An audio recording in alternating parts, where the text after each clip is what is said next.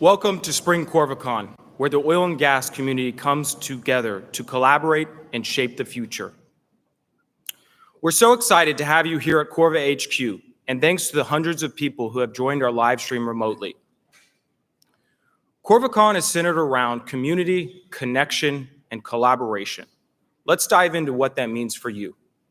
First and foremost, CORVACON is about the oil and gas community coming together to share ideas. Leading operators, partners, and Corva team leads are here today to share valuable perspectives, exciting trends, and best practices. Get a bird's eye view into the fast-changing landscape of digital oil field transformation from the front lines. You'll learn what the digital tools are being deployed to contain capital spending and power up performance.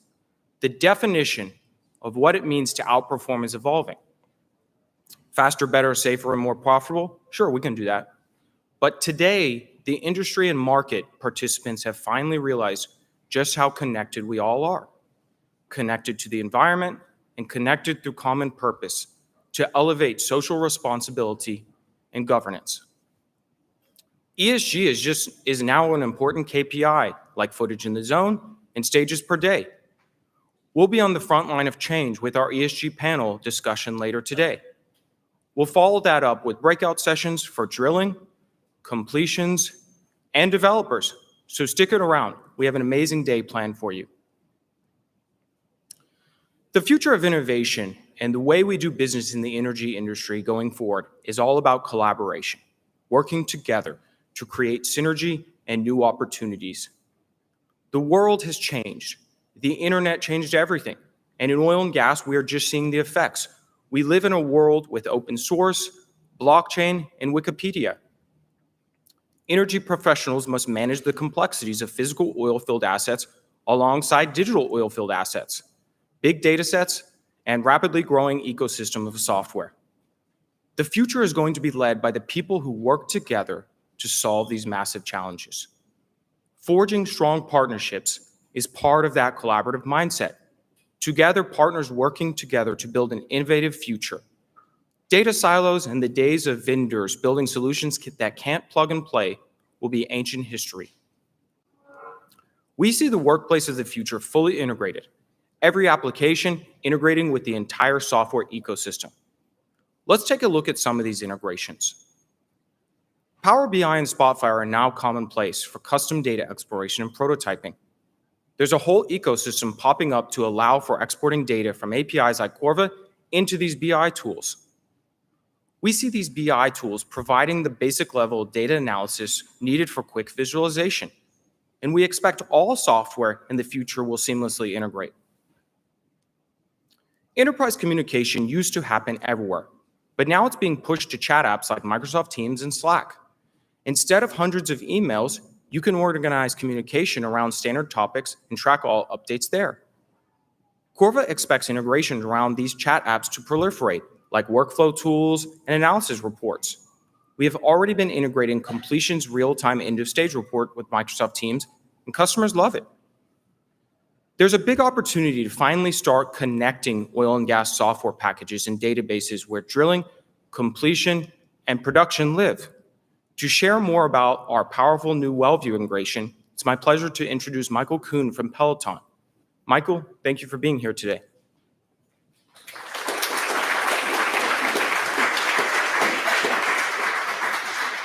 Thank you, Ryan. Appreciate it. It's nice to be here today. It's great to be in person with some people, and certainly some people dialing in after a bit of a crazy year last year. I think I saw in the news last night, UFOs are coming back, so anything's possible in 2021. Certainly with the theme here, they may be in attendance. We never know. So this is great. Like Ryan mentioned, my name is Mike Coon. I manage U.S. operation for Peloton. I'm glad to be here today to just introduce a bit of the collaboration between our two companies and just talk about that. There'll be a session later to get in more details. Everyone loves a little origin story. I want to tell a little bit about Peloton. Some of you may be customers. Some of you may not know Peloton. For Peloton, it began with two brothers. There was a software developer and a petroleum engineer.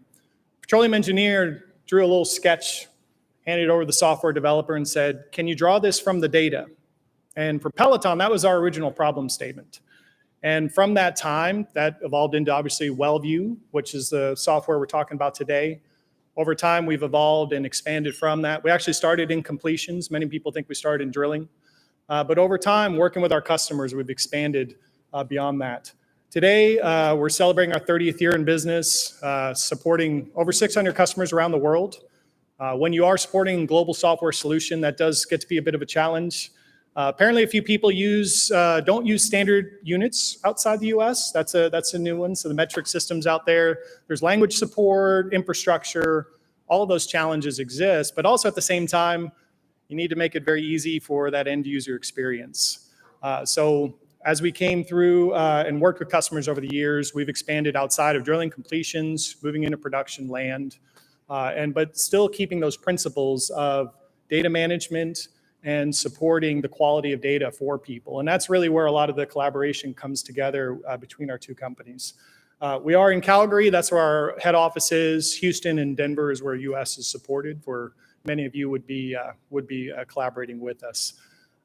Just moving on a little bit now to talk about the collaboration.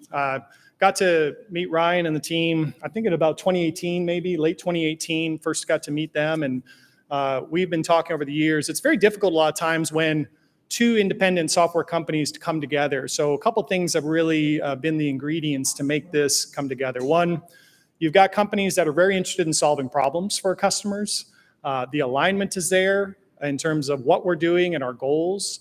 But then the secret ingredient really is there's customers to pull us along. So what's been great about this collaboration to date is that we've had some customers who informed us and talked to us about how they want to see the data move back and forth between the two organizations. And this afternoon at 2:30, there's a breakout. I'm here to invite you to go attend that to find out any detailed questions.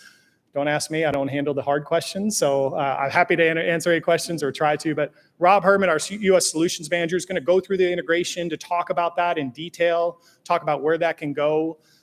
Today, there is integration in place. It is working with customers. Ryan and our product development team are working on some additional capabilities to bring forward. But like we've always done and like Corva does, we wanna hear from you. We wanna continue to grow that collaboration. So please do attend. Please also give us your feedback and let us know how it's going, okay? That's all I had for today. I'll look forward to it. I'm gonna hand it back over to Ryan, okay? Thank you very much.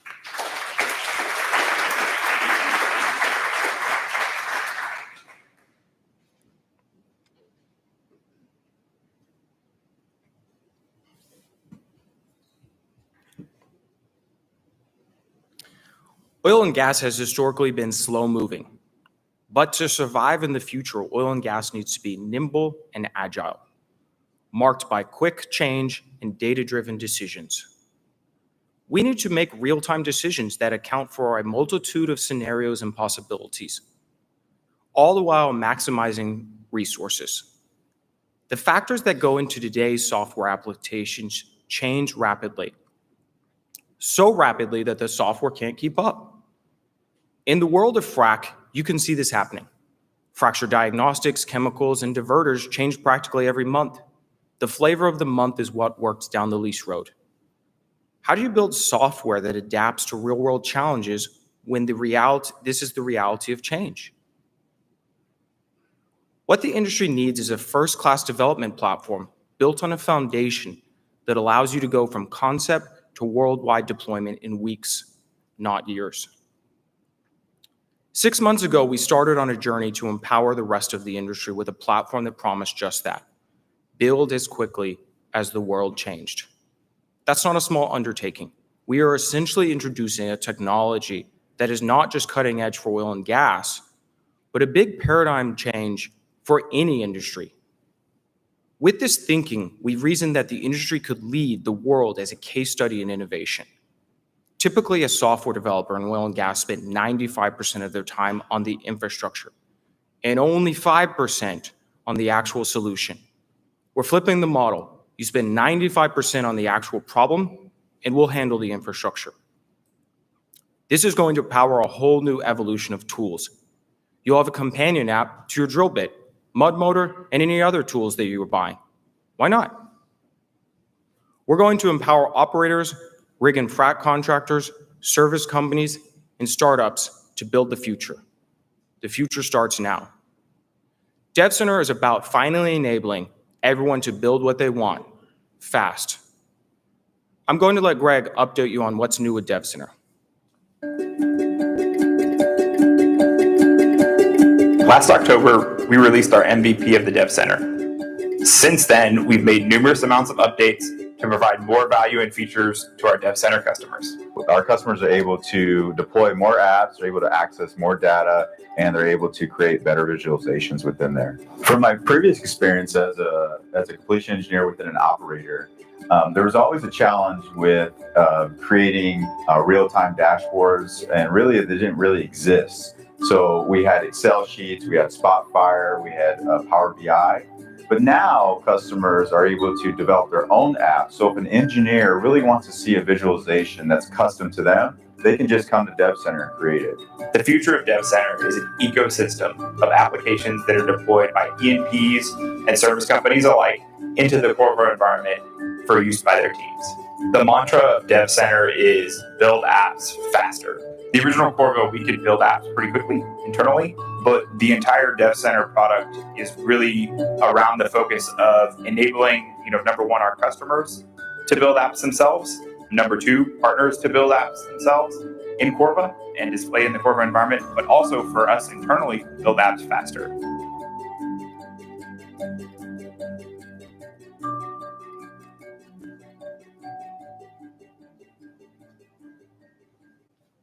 All right. Thanks, Ryan. Since the fall release, we've been working hard to enable Dev Center early adopters to build and deploy their first apps. At the same time, Corva has continued our work to make Dev Center the platform of choice for oil and gas apps. Last year, ExxonMobil deployed an app in Dev Center to help them avoid drilling hazards. And last month, our partner Drill to Frac began selling their completions hazard analysis app via Dev Center to our mutual customers. This powerful new app uses data acquired while drilling to identify potential frac hazards. This ensures a safe and effective fracking operation.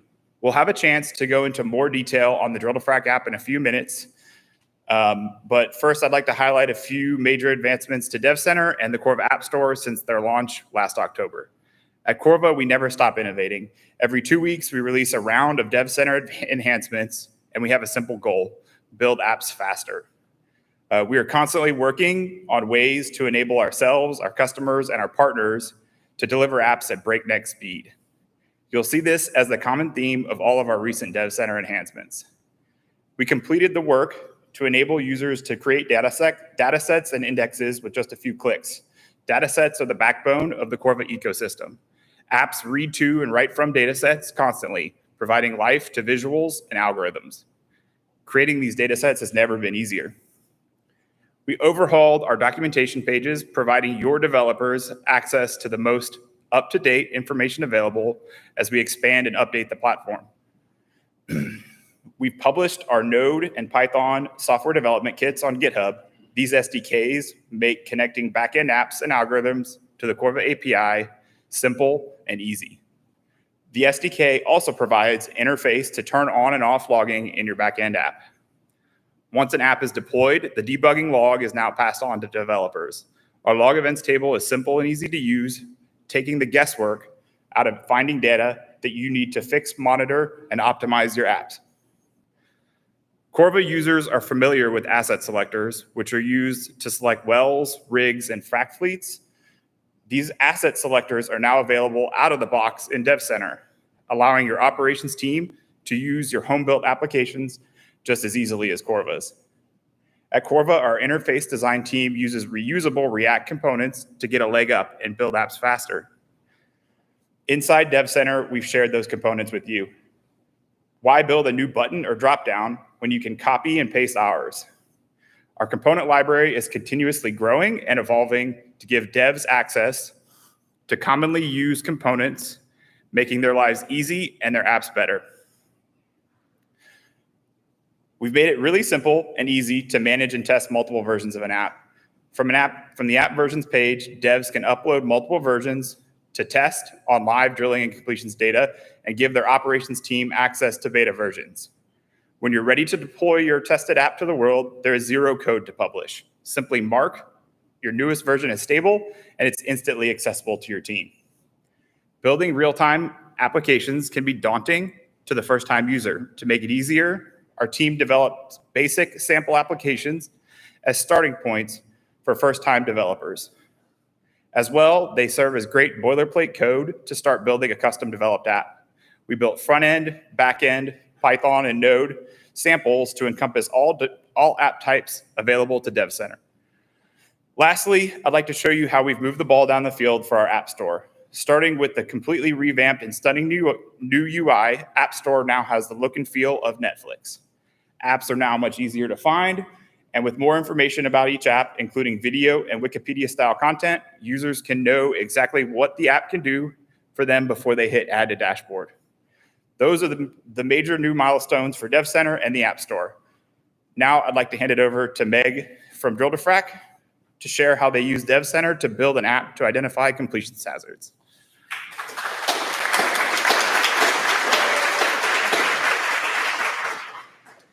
Hi, this is quite the crowd.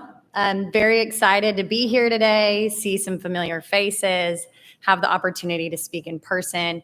I want to start by giving a quick thanks to Ryan, Courtney, and the entire Corva management team for this opportunity. I am Meg Dodge. I'm the general manager at Drill to Frac. I know I speak for our entire team when I say how excited we are about the new release of our first of hopefully many Corva applications. It's the Drill to Frac Completion Hazards Assessment. When we had the opportunity to incorporate our industry-leading data analysis with Corva's industry-leading real-time platform, the synergies were quite obvious to us. Before I go too much further, one more kudos out to the Corva Dev Center team. We were thoroughly impressed and thankful for your diligent efforts to get this done so quickly. So thank you guys very much. As a company, it's our mission to create actionable data using data clients already have. In doing this, we generate a rock hardness profile that we refer to as our OmniLog. Over the last 7+ years and now approaching 1,000 wells, it has been a mission of ours to continue to stay relevant to the industry through developing multiple applications of this log. Today, the name of the game is efficiency. Do more with less. Cost efficiency, time efficiency, completion efficiencies, operational execution efficiencies. Leveraging data you already have means no tool downhole, no operational downtime, quick turnaround time. These things together equal low cost and low impact to your well's AFE. Incorporating a platform to use that data real time ensures you get the most out of it and really brings the value of your data full circle. The value of our OmniLog does span multiple operator objectives: understanding wellbore and stage level heterogeneity, adapting completion design to wellbore properties, modeling fluid distribution, and identifying existing depletion in infill wells. For our first Drill to Frac app, we chose to focus on the completion hazards, providing a stage-by-stage analysis of variables that can often lead to completion inefficiencies. Completion engineers use this data to proactively identify stages that are most likely to be affected by geological hazards, such as the existence of depletion from an offset producing well and stages with anomalous rock properties. This helps them take action to better predict and plan for potential operational challenges, which I'm sure a few of you have encountered, such as screen outs and direct frac hits. They're able to do this prior to those taking place. By teaming up with Corva, we can now bring our completion hazards map to the field, adding yet another value to the phrase actionable data. The synergy with Corva really enhances two key advantages. One is the ability to be proactive. Drill to Frac can turn around the analysis within 3 to 5 business days post-drilling TD. This allows the clients to understand their reservoir quality and associated identified completion hazards prior to finishing their completion design as well as executing their completions. This gives them the time to confidently implement a mitigation strategy that best fits their existing program. The next key variable is real-time management of the data when it's needed most, during completions. The Drill to Frac completion hazards are displayed in the Corva completion platform alongside your real-time completion data. This allows users to instantly see whether the rock properties, the existence of depleted fractures, or their completion design are influencing completion responses. If so, they can highlight future stages with similar properties and likely similar properties that are likely to encounter similar issues and plan ahead or choose to make any adjustments. Now what? We are often asked, we have the analysis, what do we do with it? In short, you use that analysis to fine-tune your existing completion design in a way that will decrease risk associated with flagged hazards. You have existing depletion. Avoid placing a cluster at the same depth as that depletion or too close to it. Adjust your stage boundaries so you completely avoid a significantly depleted fracture. You have high heterogeneity in a stage. Adjust cluster placement to optimize fluid distribution in each stage. Adjust stage boundary, again, to avoid a significant change in rock hardness. With the ability to visualize your data in our app on the Corva platform, you can also adjust a job real time based on treatment response and rock properties. For example, you have a stage where the pressure starts to increase soon after proppant hits the formation. In real time, the operator can glance at the hazard assessment log and see this stage maybe has abnormally high rock MSC. Then presume they're not getting enough fracture width to place the proppant, so they then decide to increase fluid viscosity to ensure proppant is placed. With the unity between Drill to Frac's analysis app and Corva's real-time platform and dev center, our operators get max value out of their data and usage and can confidently make decisions to increase completion efficiency proactively or reactively when necessary. Our relationship with Corva and the clear synergy in this platform is just another step in the direction of adding value that truly makes a difference to our clients and our industry. And I know that that is a synergy that Drill to Frac and Corva have always had together. We'd love for y'all to join us in the breakout session with Jason Glasscock, our lead reservoir advisor at Drill to Frac. He'll go over some high-level review of Drill to Frac, our analysis, our process. He'll discuss some of the hazards associated with our analysis, and of course, provide a demo of the app, which is now live in the App Store. We look forward to working more with Corva, and especially all of you, to improve completion efficiencies through risk reduction and completion design optimization. Thank you for the opportunity today, and we look forward to speaking with you all soon.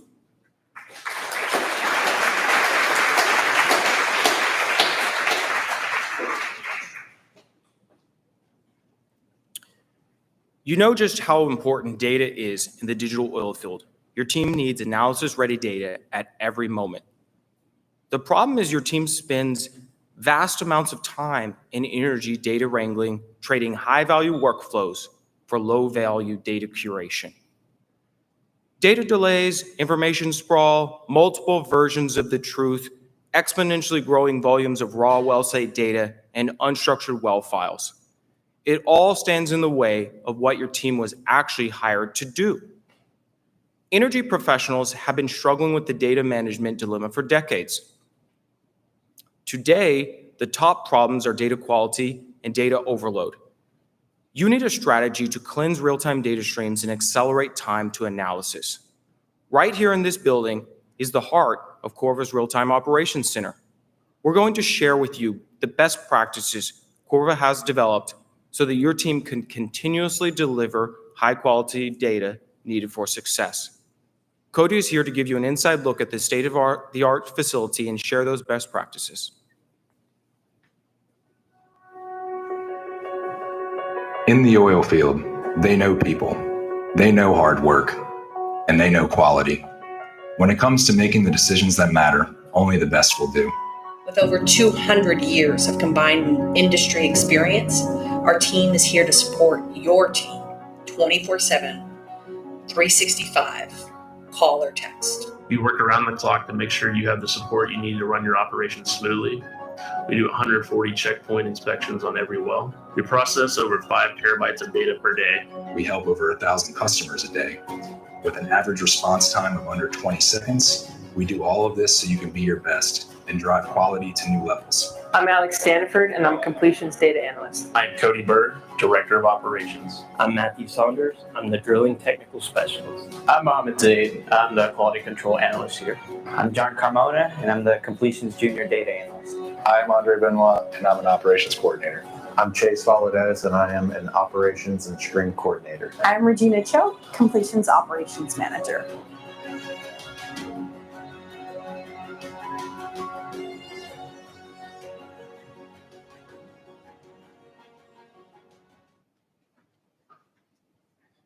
Thanks, Ryan. I'm excited to take a deep dive into Corva's RTOC and data quality best practices. Quality, analysis-ready data at every moment to power operational decisions. That's the mission of Corva's Real-Time Operations Center. We process 10 terabytes of data every day for DNC operations around the world, continuously enhancing data quality and resolving client requests in less than 30 seconds on average. We handle the data quality and clients get to focus 100% on the business driver, whether that's optimizing drilling efficiency, rig flat time, footage in the zone, process safety, or horsepower hours for completions. And with more time for analysis, teams can monitor more assets simultaneously. So how do we do all this? Data quality success depends heavily on robust data infrastructure and continuous QC processes. But the real secret to data quality success is people. We built a very mature data quality organization, our A team. There are 6 roles to consider. Operations analysts are charged with analyzing and quality controlling all data flowing into the RTOC. Junior analysts support operations analysts and are responsible for ensuring timely loading of static and unstructured data into the RTOC database.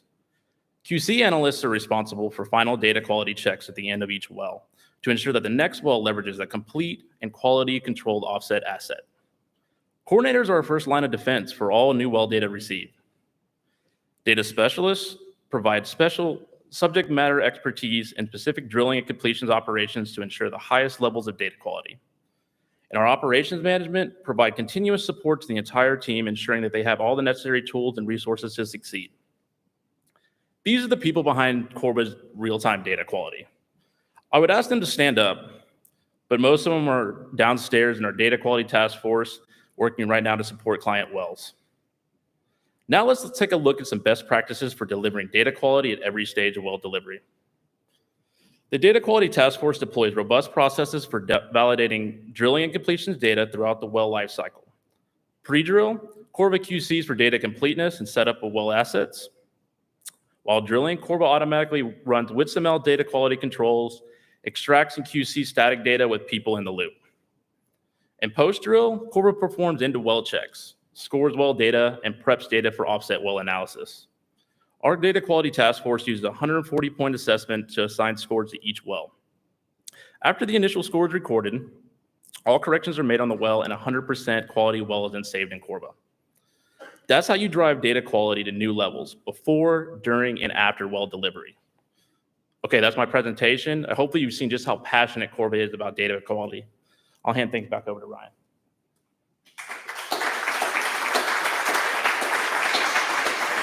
When it comes to analytics and step change in drilling optimization seen on land, offshore operators have been left behind. Why? Everything about offshore drilling is bigger and more expensive, including a daily burn rate of at least 10 times greater than land.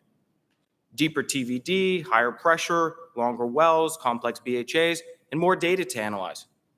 Offshore operators have long needed drilling optimization to match their unique complexities. But across the board, analytical tools haven't been up to the challenge. It can be argued that offshore has been underserved, even neglected by the lack of digital innovation. The waves of innovation that swept over the Permian and other onshore basins following the shale revolution never touched offshore platforms. But offshore drillers are just as hungry for the same advancements in ROP, wellbore placement, and productivity gains. They don't have the flexibility to simply lay down a rig when basins become uneconomic. And increasing break-even prices force teams to constantly look for ways to boost performance while squeezing costs. The future of offshore drilling optimization is an integrated platform of data, automation, and analytics. Chris is here to take a closer look at the integrated offshore rig of the future, some of the analytical best practices teams are deploying in waters worldwide.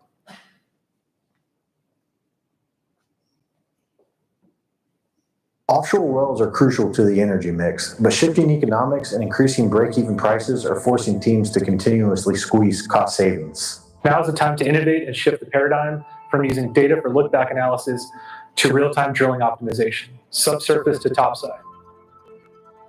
Digital oil field innovation has left offshore drilling behind. You've got power slips and an automated drill floor, but digital systems like the innovation that powered the shale revolution. it comes to offshore innovation, the status quo didn't want to rock the boat. Hydraulics modeling is an offline and time-consuming task. Your team spends hours searching NPT time codes for insights. And geoscience and engineering work with different tools to achieve the same goal. The offshore innovation lag gap has closed. The paradigm to shift into high gear with real-time offshore analytics.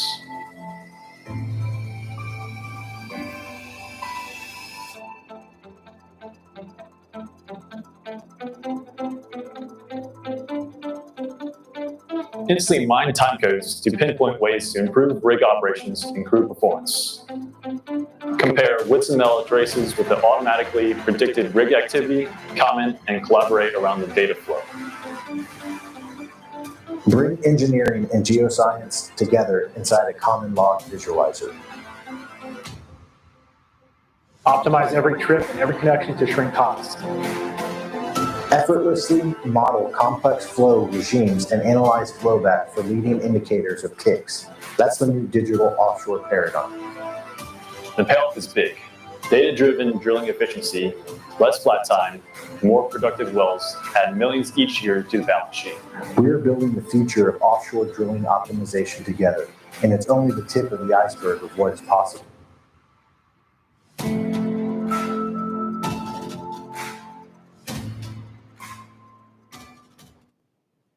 Thank you, Ryan. As much as 80% of offshore operation time is devoted to things that are not drilling. This includes BOP testing, changing complex BHAs, and many other non-productive time events. That's why analyzing flat time is so important, because even a small improvement can have significant benefits. And with the limited time per well when you are drilling, it's critical to optimize every foot drilled, every joint tripped, and each connection made. It's that important. Part of the problem is that when you're not drilling, you're not automatically capturing these analytics. Offshore operations typically spend a great deal of time on activities in between drilling and tripping. That means that there are large windows of flat time that weren't instantly available for analysis. We call this invisible flat time. You can't manage what you don't measure, which is why we enabled a two-way conduit to your data source of truth. This completes the 24-hour picture of offshore operations by bringing live drilling KPIs together with invisible flat time events in a unified interface. This enables your team to benchmark rig operations while they're not drilling or tripping and identify areas of opportunity, from rig repairs, cementing operations, BOP and formation testing, and much more. Now, let's look at some capabilities specifically tooled for offshore operations. First, let's start off with viewing time-based traces. Your team likely spends every minute of drilling and during critical operations staring at these screens. But there are so many data providers and interfaces, from the rig, mudloggers, MWD, cementers, etc., that the drilling team is overwhelmed with displays and distracted from their tasks. Now these disparate data sets that are now housed within a unified interface alongside predicted and offset well data. This integrated real-time platform also means that drillers can add comments and annotations, which are then put into context with alerts, BHA details, mudway changes, and NPT events. Now your teams in the field and in the office view the same data the same way and can make more informed decisions quicker. Offshore teams also rely heavily on professionals from multiple disciplines that need to analyze broad data sets spanning drilling, geology, geophysics, petrophysics, and engineering. However, the asset team often works in separate software suites to accomplish their mission. This hinders collaboration and slows the pace of decision-making. Having this real-time, unified view of the complete drilling operation is especially valuable when it comes time for geoscience to declare mission accomplished and call well TD. Deepwater hydraulics are a complex and critical business with zero margin for error. BOPs are located thousands of feet below the rig floor on the seafloor. MPD systems commonly manage bottom hole pressure, and dual gradient fluid columns make modeling increasingly difficult. How do you reliably manage these critical systems in real time? The future of offshore optimization includes automated and accurate hydraulics modeling.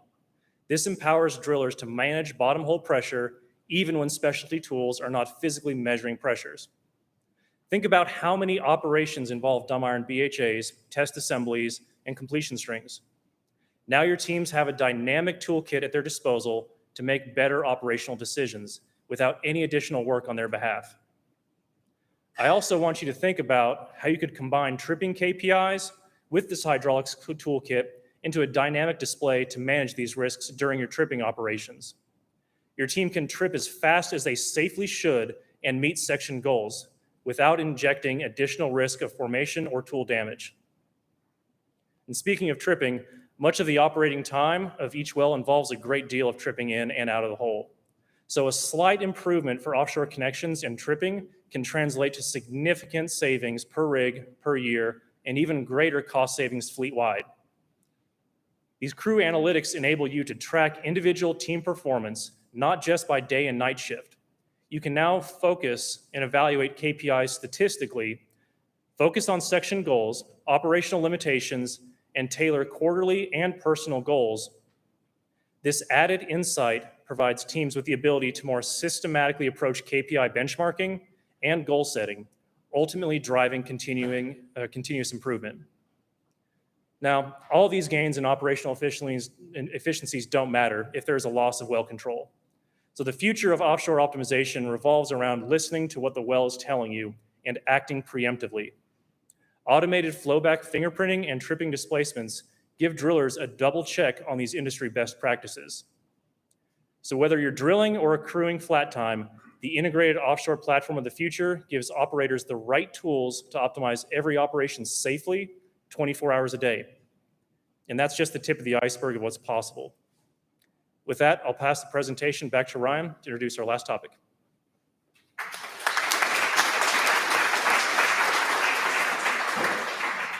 In the rapidly expanding digital oil field, the team is bombarded with increasing data volumes. It's really hard to manage. Where can you go to get a bird's eye view when the data is scattered everywhere? I want to show you a new way to view and manage well information. The asset map is one way we are reimagining well data all in one place. We are literally bringing together every data set we have on a single map. This is actually a tough problem. It's really hard to get all this data into one place and make it lightning fast like Google Maps. We show MPT, alerts, directional, tons of operational parameters, and live comments by other users. I think this is really cool in just scratching the surface.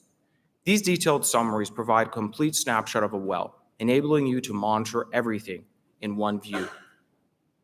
The other way we're reimagining data is called Well Hub. In the digital oil field, big data is a complex mixture of structured rig data sources, documents, and unstructured well files. The persistent problem for drilling teams is that data is disconnected, forcing your team to jump in and out of multiple systems. Well Hub is your complete well data management solution. The new data dashboard represents a step change in how drilling teams interact with, discover, search, and manage well information. At a glance, Well Hub concisely shows all data sources. With the click of a button, you can download all of your real-time files. No more searching for this data in 10 different places. WITSML, surveys, BHL, logs, all here. Plus, a snapshot of current activity, app comments, alerts, and MPT events impacting operations. Truly a hub for your well data, built for the scale and complexity of today's real-world digital oil field. Before we go, I wanted to introduce one more thing. When we set out to design the new Well Hub, we really wanted to revamp the experience you have while staying connected with your data. Introducing the iPhone and Android widget for Well Hub. Now you can carry around a snapshot of your operations right in your pocket. View your rig or frac fleet right from your home screen. That's it for today's main presentation. Just a quick glimpse into the future. Later today, we have breakout sessions every 30 minutes from industry leaders on drilling, completions, and dev center app building. And be sure to make the party at 5 p.m. with a live band at the Powder Keg across the street. Now, We have a special panel on one of the biggest topics of discussion in the energy transition, on ESG, moderated by Alisher.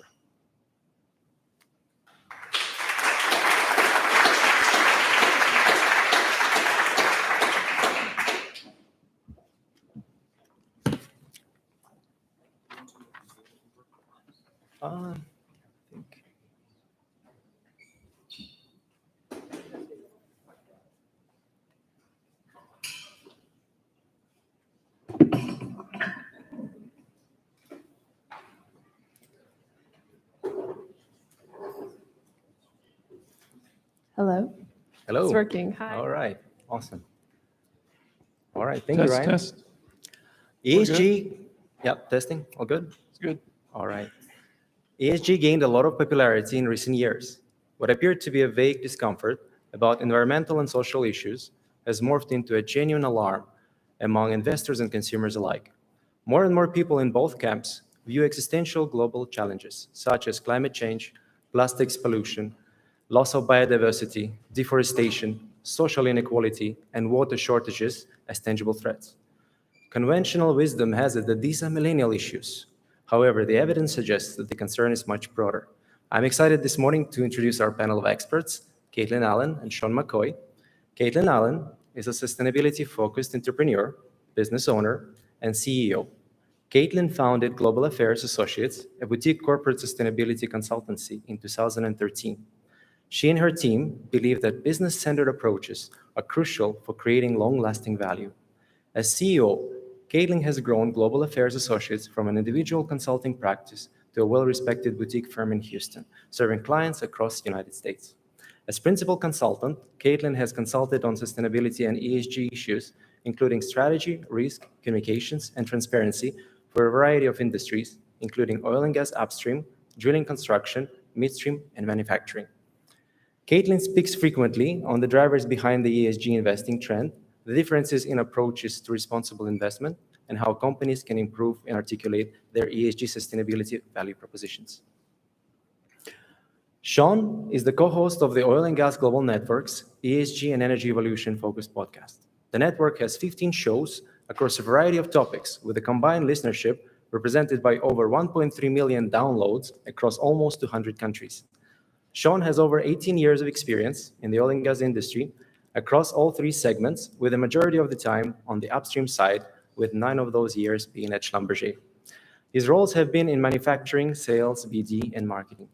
He gave entrepreneurship a shot in the form of social enterprise that impacted the nonprofit and for-profit industries in 2017, and spent 3 years succeeding in every way except financially, bringing him back to the oil and gas industry at the end of 2019. He was asked about a year ago to host the Oil and Gas Elevate podcast, which launched its first show in January of 2021. Sean is a veteran of the US Navy, native Texan, and father of 3 awesome kids that keep him humbled and busy, and husband to his best friend, Lisa. Please, a round of applause for our amazing panel.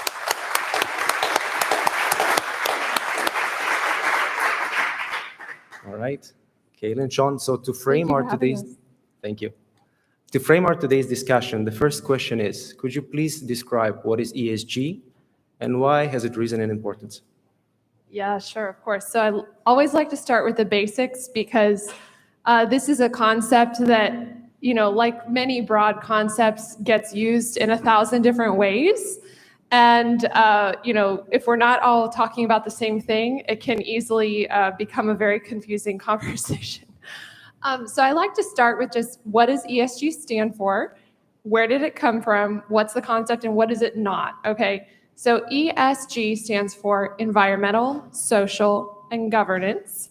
And if you were to step back and think about, you know, put a list of things together that could affect a company's performance, any company in any sector, and you were to categorize them into 4 high-level categories, they would be financial issues, environmental, social, or governance issues.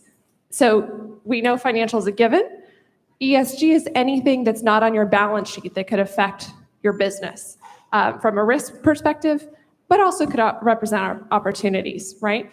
So that's what ESG is. It's just a way of categorizing and thinking about the things that are not on your balance sheet. Unfortunately, particularly around here, I hear a lot of people mixing together the concepts of ESG and energy transition, climate risk, and even exclusionary screening and funds. So let me just give you a real brief overview of the responsible investing. You've probably heard of funds that exclude anything. It could be alcohol or weapons, fossil fuels, etc. Those are exclusionary funds. Those are not ESG funds and shouldn't be considered ESG funds, although there's some confusion in the capital markets as well. ESG funds, from an investment perspective, are funds that proactively vet for or examine E, S, and G factors for their investments alongside the financial factors. So sounds a lot like safety, things that this has been going on for a long time. But as you pointed out, I think a confluence of a lot of different factors has led a lot of the issues that were traditionally considered non-financial to seep into the space of the broader capital markets. So just starting with that, energy transition, climate risk, those are specific E issues that are likely to be material to a company in the oil and gas sector. But they may not be material to a company in a different sector. So just making that initial distinction between what is ESG, what is it not. Do you have anything to add to that? Yes, I think the important thing to do is to add on to what you're saying a little bit, and that would be, why is this, to your point of where did all this come from, all this new kind of attention? So I think I try to think of a metaphor, at least an example. If we were to turn out all the lights in here right now, it goes totally dark.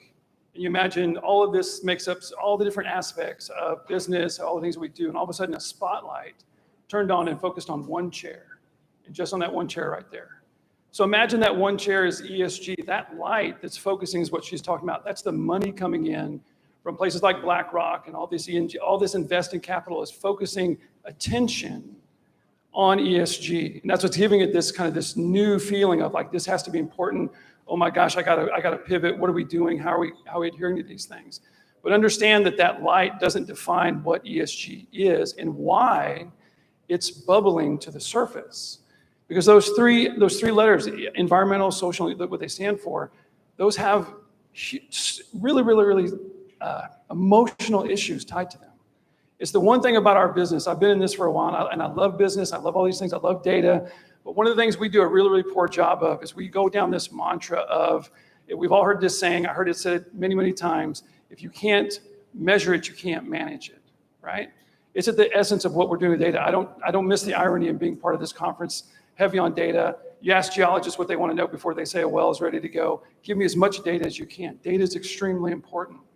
But how we administer that data and what we do with it and how we decipher what it is and what it means to us is emotional.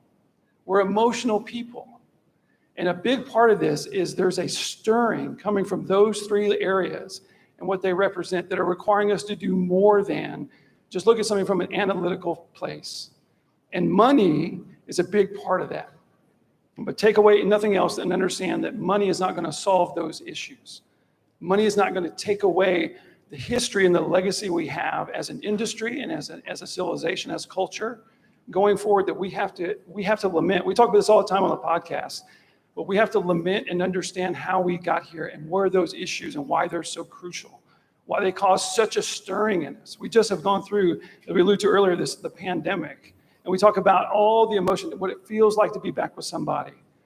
Well, I don't know how to measure that, right? And as a professional in my career, I've been asked over and over again every day of my professional career to manage my emotions. We're asked to manage our emotions on a daily basis.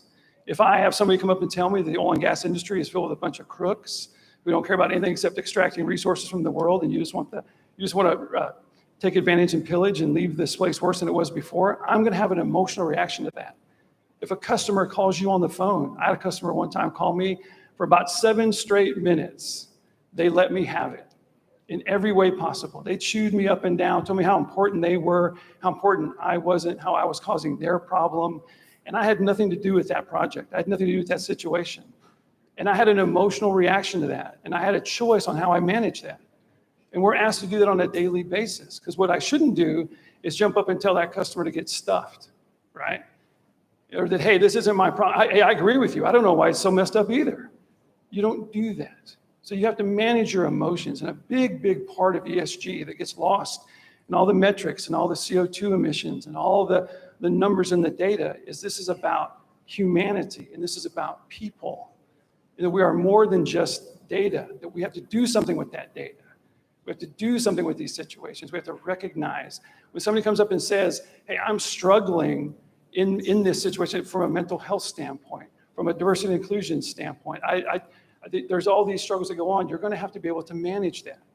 And so with all those things that are important, all these things that are super, super crucial, and again, I'm a data nerd guy at the end of the day. Give it to me, give me all that you have. But the emotional side and the human side, I don't want that to get lost. That is a huge part of ESG. And that's why, regardless of that spotlight, being on it now versus not being on it earlier doesn't change what it is and why it's going to be there and why it's not going to go away.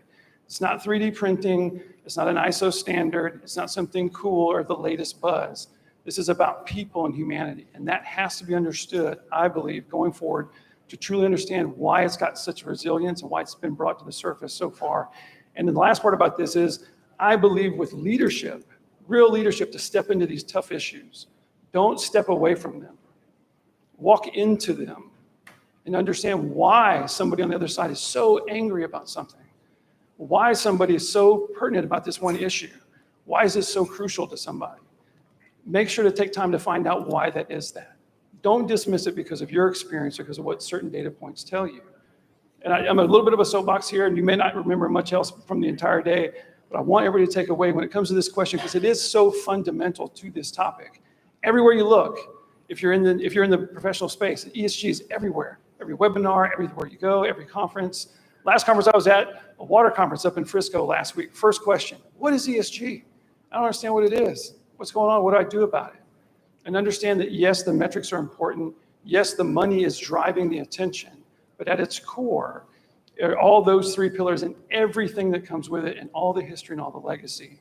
But I do believe that with leadership and embracing these issues, we can address these issues and move forward and be progressive with them. So that's what I would say ESG is. All right. Thank you for that.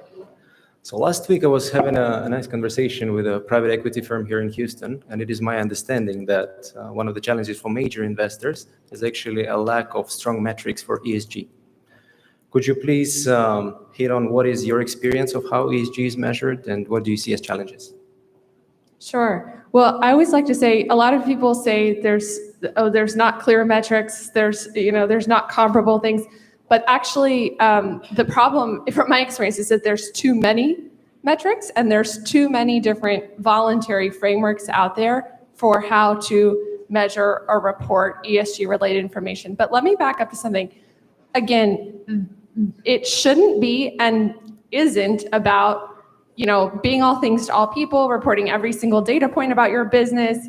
It's about deciding which E issues, S issues, and or G issues are the most pertinent to your business and which are actually financially material, which could have an impact on your business's performance. So sometimes that list is very short for some of our clients. Sometimes the list is very long for other clients. But the first step is determining which issues are potentially going to have an impact on your business's value and your shareholders, right? And your stakeholders, right? Depending on, your analysis of that situation, whatever business and industry you're in. But then once you determine those issues, there are a plethora of voluntary frameworks to use that have different KPIs set out. So part of that process is determining which ones are appropriate, which ones do we want to use? And we've always come at it from the perspective is what is business appropriate? What works for your business? What is going to help achieve business objectives and make sure that the value of the business continues to grow? So a number of those frameworks are out there. We don't have to get into the alphabet soup right now, but yeah, it's not that there aren't metrics, it's just there's too many. And I think that's one of the reasons I always say to every time I speak about this is standardization of metrics is a good thing. So it kind of levels the playing field.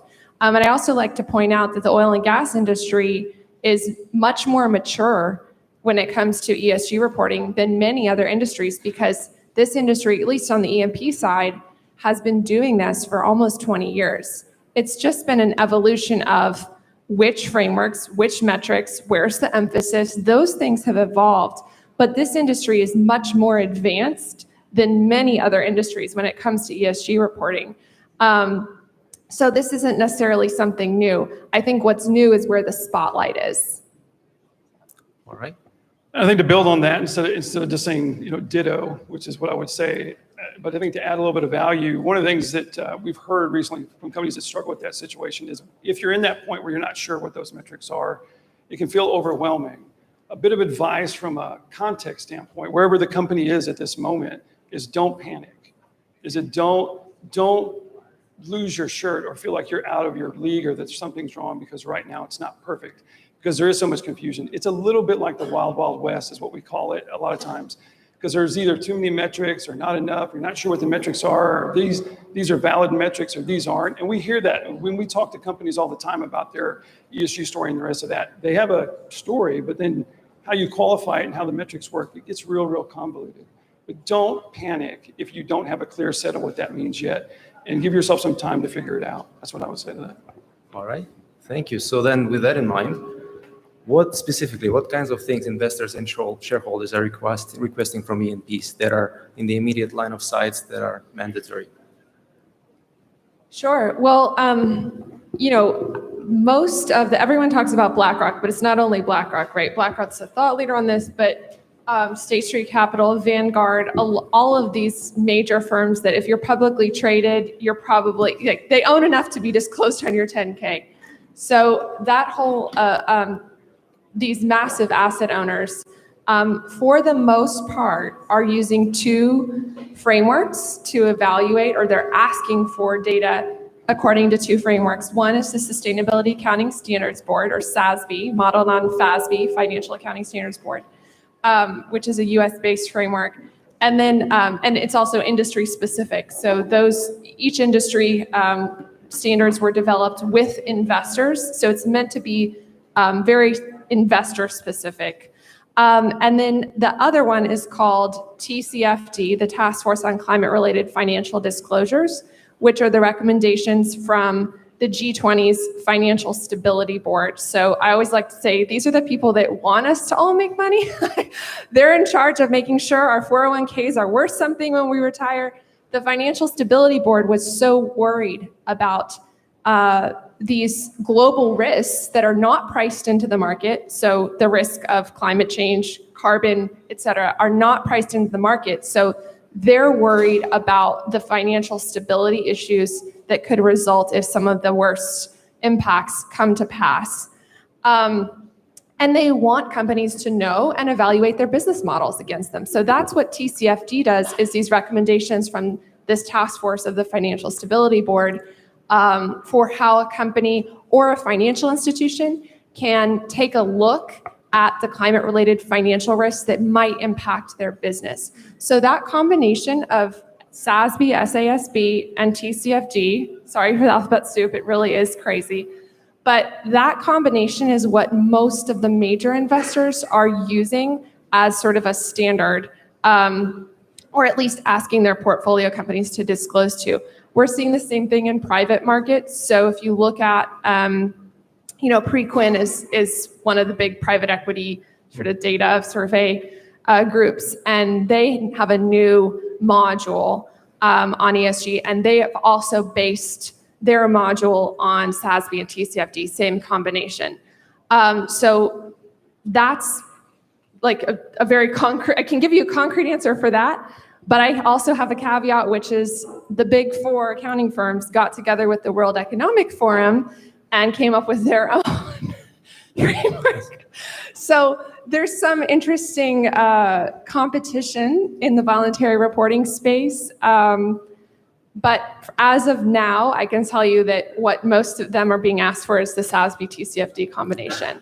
I will add one more thing to that. We are hearing too, a lot of our clients are getting asked by their investors about the UN Sustainable Development Goals. So how does your business help contribute to the sustainable development of the world? So everything from affordable clean energy to reducing poverty and hunger, et cetera, whichever of those that your company might have a purpose with, aligned with, they're asking about that as well, which is interesting.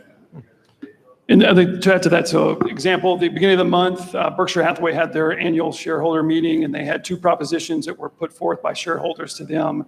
And they were asking them to specifically respond to climate change, how that affected their business portfolios, and also diversity and inclusion. So not only is it a standard that they're asking them to measure by, but there are specific things that they're asking them to look at and say, what are you doing about this? Citigroup had the same thing, Amazon had the same thing, and then coincidentally, Berkshire Hathaway, if you read the article about it, basically the board and the majority member, the voting members rejected the desire to create that report, and basically Warren Buffett and his crew said, thanks, but no thanks. And part of that shareholder group was BlackRock.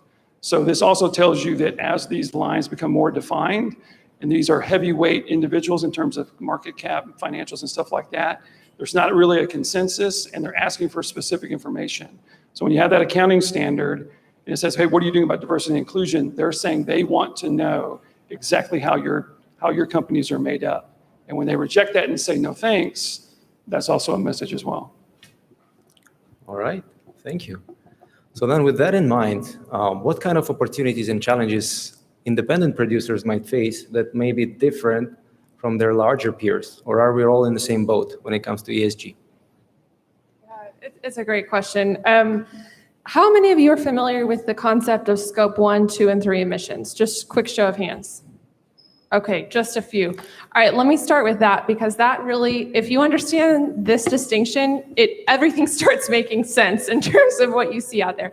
So the global standard of how to delineate boundaries between any company in any sector, so this is global standard, their emissions is scope 1, 2, and 3. Scope 1 is considered direct emissions from fuels that you burn. So diesel generators, whatever it is, that car in your fleet, fuel in your fleet, filling up your cars with gas, any fuel that you as an entity burn is scope 1. So and then scope 2 is emissions from purchased electricity. So your buildings, looking at all of those electric bills and seeing what the energy mix is locally, et cetera, making some calculations there. That's scope 2. Scope 3 is where it gets really complicated. So scope 3 is considered anything and everything besides scope 2 throughout your value chain, obviously with having to put standards and boundaries in place first, or the emissions embedded in your product. Okay, so this is what happens, right? So if I'm an E&P company, I have my scope 1 emissions, so everything from the drilling process, et cetera. I've got my scope 2, my purchased electricity, and scope 3 for oil and gas, the biggest attention, the spotlight is on the emissions embedded in the product, because your scope 3 emissions, if you're an oil and gas company, becomes somebody else's scope 1. See where I'm going? So somebody else is going to burn the product and count those as their scope 1, but globally as a world, we all have to reduce scope 1. That's where it gets really complicated, because yes, E&Ps produce a product that somebody else uses, and so I think we shouldn't punish an E&P company for producing a product that people love and use. But the global problem where it's unpriced is that that's someone else's scope 1. And actually, there's been a study, I think it's IHS Markit, that almost 80%, within a range of uncertainty, around 80% of oil and gas producers' emissions are actually scope 3. It's what's embedded in the product that makes up the majority of the emissions. And that's why you see such a focus on oil and gas in general, because it's a global problem that's not priced into the market. And so then you have on the other side, if you're a integrated major, VPs of the world, they already have huge product mixes. It's hard, but it's not out of the question to say, okay, you know what? If you're talking about product emissions embedded in scope 3, whatever, we'll change our product mix. And that's what you're seeing BP do, Shell do, right? They're changing their product mix to address that big scope 3 question. But independent E&Ps don't have that luxury, at least how their businesses look now, right? Because what are the maybe 3 products? NGLs, oil and gas. So if we all understand that nuance in the conversation, then it becomes much clearer why there's such a focus on reducing the burning of fossil fuels, generally speaking. It's because even though someone else burns it, it's getting burned and it's an externality. Now, on the other side of that, if everyone knew and reported their scope 1 emissions the way they should, then it would become much more clear where the responsibility lies for the scope 1. But that's why you have big companies like ConocoPhillips taking the position. They have a net zero target for their operational emissions, scopes 1 and 2, but they said for scope 3, we're not going to change our product mix. You know what we're going to do? We're going to go advocate for a carbon tax. So they joined the Climate Leadership Council, which is the bipartisan group pushing for the carbon dividends plan, if you're familiar with that. They said, we think the market should solve that problem, and the people that are burning our products should pay for that. So it's very interesting how different companies are taking different positions. But that concept, I think, helps understand why there's a little bit of a pressure. Yeah, so a little bit, a lot. Yes, I think to add to that, where to look for, I think what to look for in regards to what she's saying, because that's all exactly true. Carbon markets, carbon tax, carbon mitigation, and how that's measured is going to be a strong you as to what's happening in that world and how that's going to be managed. Because right now, like it's this open door, and as you go down that and define that, if you give carbon a value, as soon as that happens, it's going to open the floodgates in terms of this becoming almost like it's a commodity at that point, which is going to allow us to measure it, allow us to manage it, and allow us to do things with it. But until that time, it is this open door that as these things come through, and if they're not mitigated properly, can become a huge issue. Like you said, when that scope 3 rolls over into scope 1 and you're responsible, I mean, just do the math. Like she was saying, it can put those independents out of work. So it's or not out of work, but it can make it extremely expensive to operate, right? And start to almost force, and then it starts to feel like it's being forced. Almost feel like that's an agenda. It can make things really, really complicated. But the relief valve is going to be the carbon markets, which all indications are there's something coming. Again, this is going to be really difficult. How do you establish a carbon value across the world? We can't do it with oil. We have different markets and stuff like that. So it's not impossible, but I would look in terms of answering that question in lieu of what she said. Watch the carbon markets, watch carbon tax, and see how that develops and how that's managed. And that's why you see API, American Petroleum Institute, advocating for a carbon price. They didn't advocate for the specific CLC plan, the carbon dividends, but they said we're on board with the carbon price because it's all of this is about pricing externalities into the market, right? All right, thank you. Well, Sean, Caitlin, you mentioned in the beginning that there is room to many voices when it comes to ESG. So with that comes a lot of subjectivity. How do we know what is a good ESG rating? Great question. The ESG ratings drive me nuts. A lot of our clients that are publicly traded, if they're privately held, there's less of this going on. Although, like I said, Preqin is starting to do this score for private equity firms based on SASB and TCFD. But if you're a publicly traded company, you're always getting surveys. So MSCI will send you a survey, Dow Jones Sustainability Index, you name it. And there's many of them that are just, the bot does a scan, maybe a junior analyst takes a look, and then it comes to the company, and the company has to spend time and resources to respond to that. So I think, and just in my conversations with investors as well, there's not a single, one rating or one score that any reasonable investor is looking at as the only data point.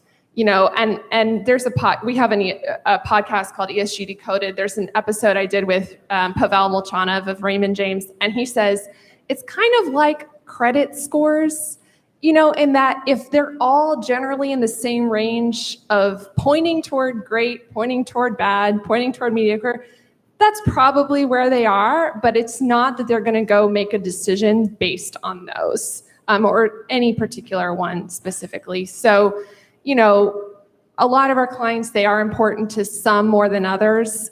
So we do help with, if you want to improve your score, here's some things you can do. But we try not to make that a focus because we know from the investor side that none of the investors are looking at a single rating as their only data point for this. So. All right.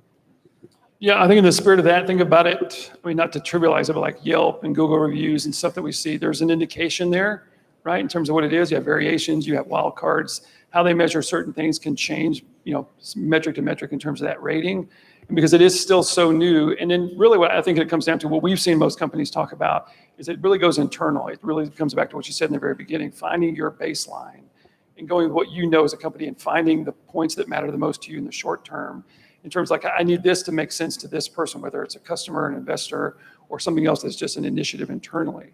So I would start in that area, understand that, again, back to the shock factor, this group over here, MSCI, may send this to you and tell you how terrible you are. That's true. I heard we were talking the other day, there was a Hard Energy at a conference, and a guy got up there and basically said that there's not even a single oil and gas company that has a good ESG rating. It's not even possible. That's not true, though. I know it's not true. Lots They do. He was implying that it's not even part of the equation. Don't worry about it. It's going to be terrible. And even if it is, just let it sit there. But do what you can to modify it and try to improve it in those areas that you feel like you can actually have an impact to change that score. But also, to her point, it's not all bad as well. I mean, one of our clients, Devon Energy, has really great ESG scores from different ratings and rankers because they do really well. And they report on things that are important to them and whatnot. So, I think there's just a lot of people care about the scores and ratings and rankers, but that's not really what BlackRock didn't ask for everyone to fill out their MSCI survey.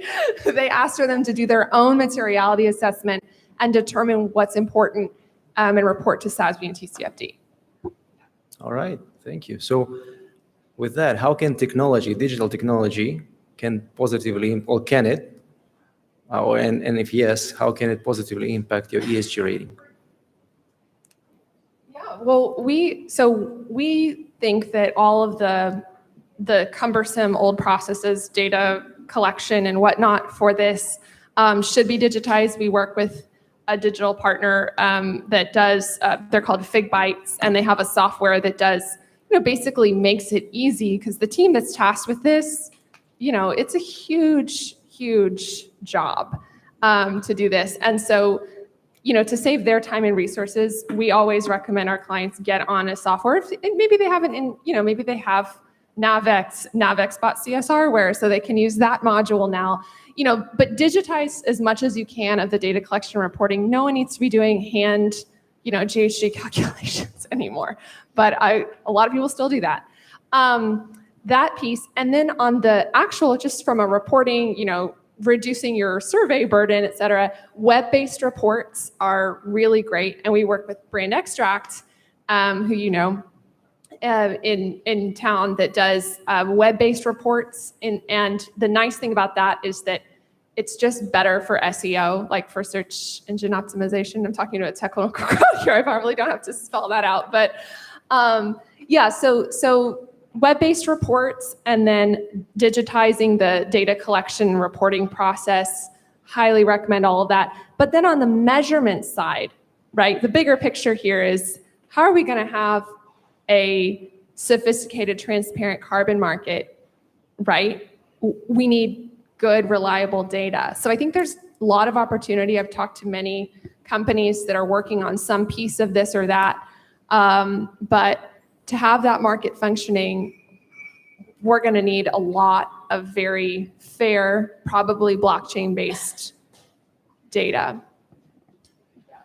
So what I would jump on that is technology in terms of ESG. What she's saying, that's all true. The technology in terms of the industry is where, so one of the things we do for our podcast, not to promote it too much, but if you allow me just a second, a little bit about the Devon story. Regardless of ratings, the one thing we hear more than anything, and what a lot of you probably would say, is nobody talks about the good things that the industry does, the advancements, not just something philanthropic or something like that, but I'm talking about massive technology advancements that allow us to do certain things more efficiently in all aspects, both from a cost standpoint, emissions, things of that nature. We're featuring, selfless plug, Corva on our podcast coming up about the software that was utilized to help do this the longest horizontal lateral well in North America. And we have Jim, who's in the back, was on there from an insight standpoint talking about it and the impact that it had on that process. The technology that Corva was able to develop has an impact, and maybe not something you can put in an ESG rating per se, but it does have an impact on the environmental side in terms of the ability for that well to be done efficiently with less downtime. You don't have to strip out of the hole, things of that nature.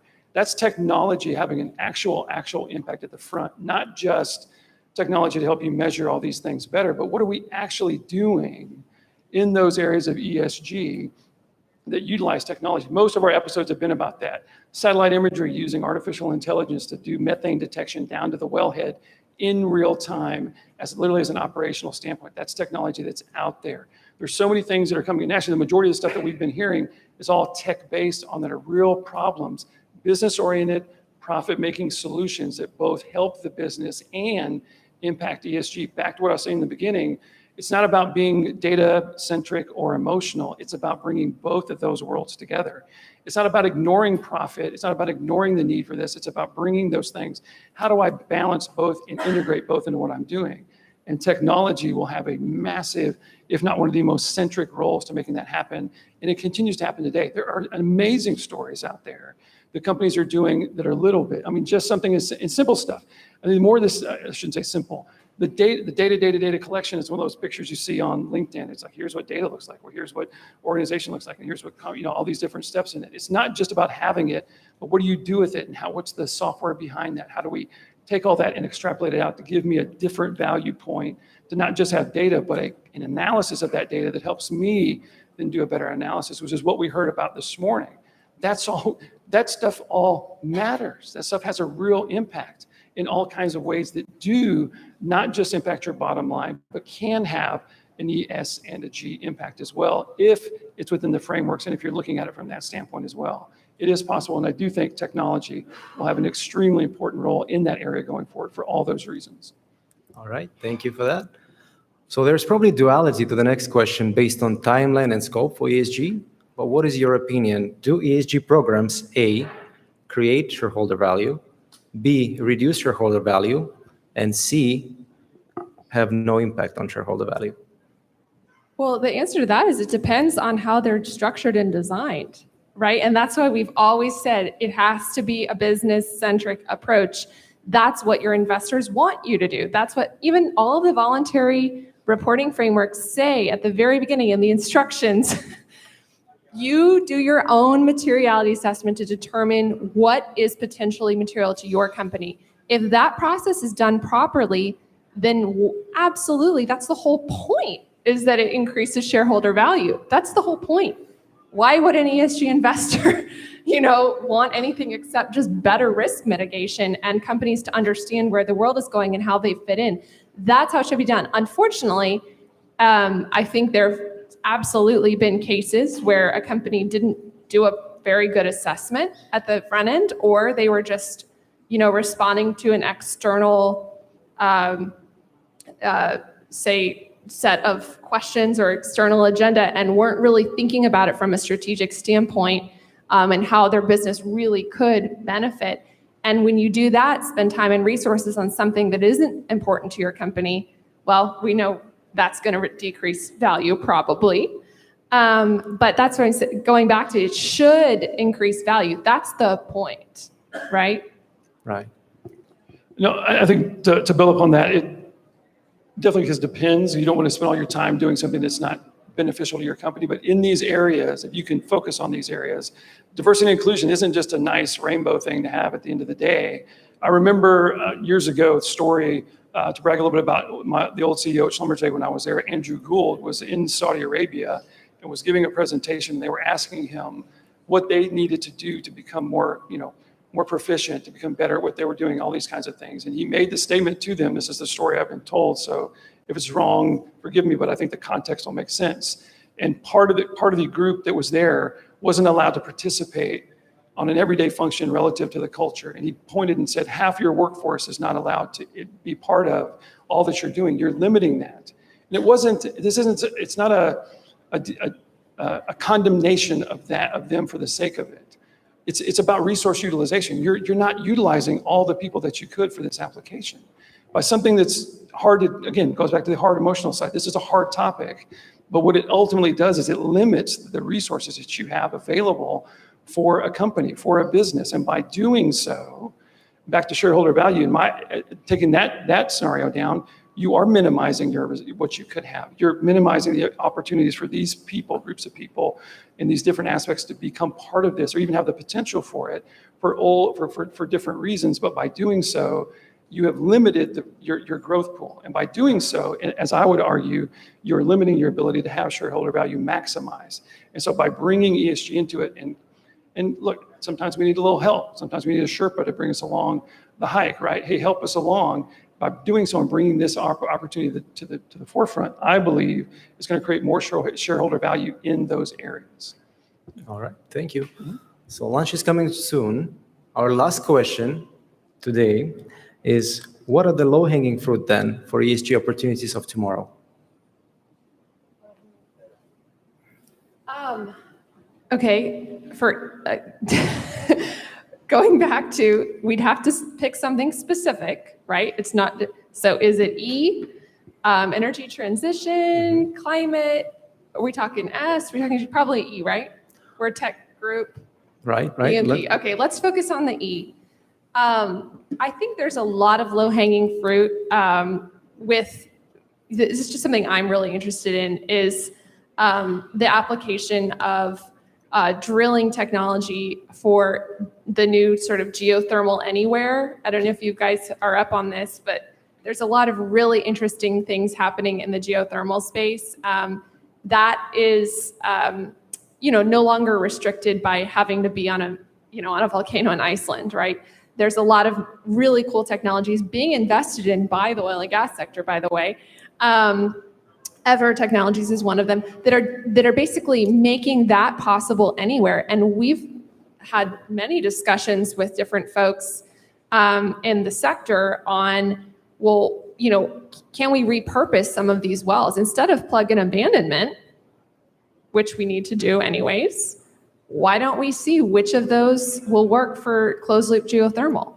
All you need is high bottom hole temperatures and a wide enough well bore. If that's sitting there, let's get geothermal rocking in Texas. It's almost a zero emissions, right? It's like next to nothing. And we've got the technology, the drilling contractors. So one of our clients, Precision Drilling, actually drilled the test well forever in Canada a couple years ago, because it's the same thing. You're drilling a well bore. So I think geothermal to me is very exciting, very interesting, and it's something where I'm always about what is the existing technology, the existing infrastructure? How can we adapt that and think about it differently? So I think geothermal is really interesting, and there's some low-hanging fruit there because the technology is and the talent and everything is already here in this room. What can we do to think outside the box about that existing infrastructure? I guess I could probably go on all day about that, but. No, and those conversations are really happening. There's people that I know. So if either one of those subjects are exciting to you in any way, we know actual people that are part of plug and abandonment organizations. And I know people that just yesterday I was having a conversation and connecting people from the geothermal world to the plug and abandonment world in Texas. So I'll take the G column, if you will. I think a low-hanging fruit is to go internal to a company. And I would say in terms of culture, in terms of what you're doing and all these areas, especially around diversity and inclusion and things of that area, it's real easy for me to look over and say, oh, here's this company over there and point fingers at this is what they should be doing. And they should be doing this and this organization is not doing that. Let's spend a little less time criticizing other organizations and let's look at our own. Start at the top and work your way down. Have some basic questions. Have some conversations about these tough subjects that I keep bringing up that I know make us all feel kind of a little uncomfortable. Those are necessary conversations. I'll give you an example. Years ago, doing my own podcast around these areas, having these real tough conversations about race and politics, sexuality. I did a Me Too conversation, and all the way home from talking to my friend about it, I realized that I had never had a conversation with my wife. We just celebrated 12 years. I'd never asked her about her experience as a person in the workforce, and she's been 30 years in development at Texas Children's. And I'd never asked her about her experience as a woman in the workplace. I'd never done that. And so instead of me criticizing all these other people for not having that conversation, I sat down and asked my wife about her experience. And there were things that I didn't know. So I would say go internal to your company and ask these questions and have an open dialogue, because the companies that we have talked to that have done this, rarely have I heard them say that they were worse on the other side. It may have been tough, it may have been difficult, but the evolution, if you will, we talk about energy evolution and transition in that same context. Part of this evolution are those things. It's not just, it's bringing those ideas and those elements into the fold and take what you learn internally. And it may not show up on a ESG rating or something like that, but I would guarantee you within the confines of your company, it's going to make a huge difference if you do something like that. All right, thank you. Well, it certainly sounds like ESG is busy climbing the ranks. It seems like it's good for your business and for the environment, and soon it will become second language to every business owner, right? So thank you, Caitlin, Sean.